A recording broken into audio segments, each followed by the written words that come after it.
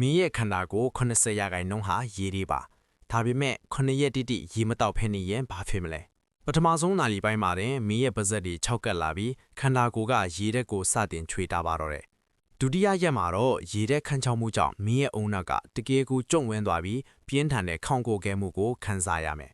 3ရက်မြောက်မှာတော့မင်းရဲ့အသားရည်တွေဟာရုန်းကန်နိုင်စွမ်းမရှိတော့ပဲတဲကန်တာတွေလို့6ကပ်တွန့်လိလာမှာပါ4ရက်မြောက်မှာတော့သွေးတွေကဖိခဲလာပြီးနှလုံးကသွေးညစ်ထုတ်ဖို့အတန်းအတန်ကြိုးစားရတော့မှာပေါ့9ရက်မြောက်မှာမီးရဲ့ကြောက်ကပ်ကအစိတ်အတောက်တွေကိုမဖယ်ရှားနိုင်တော့ပဲတကိုယ်လုံးအစိတ်တွေပြန်လာလိမ့်မယ်6ရက်မြောက်မှာတော့အုံမောက်ကဆက်အလုံးမလုံးနိုင်တော့ပဲမရှိတာတွေကိုမြင်အောင်တဲ့ကြောင်ကတန်ကြီးဖြစ်လာမယ်9ရက်မြောက်မှာတော့ခန္ဓာကိုယ်ကအစိတ်ပိုင်းအားလုံးရက်ဆိုင်သွားပြီးတည်ခြင်းတရားကမင်းရှီကိုရောက်လာမှာပါဒါကြောင့်အခုဗီဒီယိုကြည့်နေရင်လည်းရေတစ်ခွက်အမြန်ထတောက်လိုက်ပါအောင်ကြိုင်းနေတဲ့ရင် like and follow လုပ်ခင်တော့